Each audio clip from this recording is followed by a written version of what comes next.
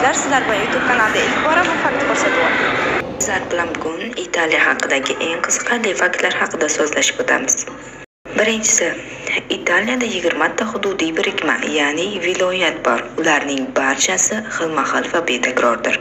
Ikkinchisi, Italiya bir tilli mamlakat bo'lsa-da, har bir hudud o'z shevasi, lahjasiga ega hisoblanadi.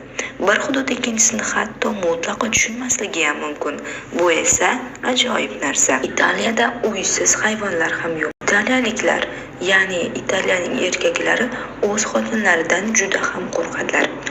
Agar Italiyada kafe yoki restoranda buyurtmani boshqa tilda bersangiz, italyanlar narxni 2 barobar oshirib yuborishlari mumkin.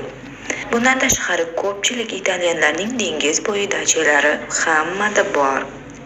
Aosta hududining aholisi italyan tilida emas, balki nemis tilida gapiradilar. Italiyada 3000 dan ortiq muzeylar bor. Umuman olganda Italiyaning o'zi muzey desa ham bo'ladi. Italiya hududi ichida ikkita mitti mamlakat San Marino va Vatikan bor. Italiyada badiiy til bu Florensiya lahjasi hisoblanadi. Chunki Dante o'zining buyuk asari Ilohiy komediyani shu tilda yozgan. Italyanlar rostdan ham juda ko'p vino ichadilar va makaron yeydigan xalqdirlar. Italiya modalar mamlakati hisoblanadi. Ayniqsa kiyim-kechak bobida ularga yetadigani yo'q. Gucci, Prada, Versace, Dolce Gabbana, Giorgio Armani, bundan tashqari Trussardi, Benetton kabi brendlarni sanab o'tish kifoya qilsa kerak.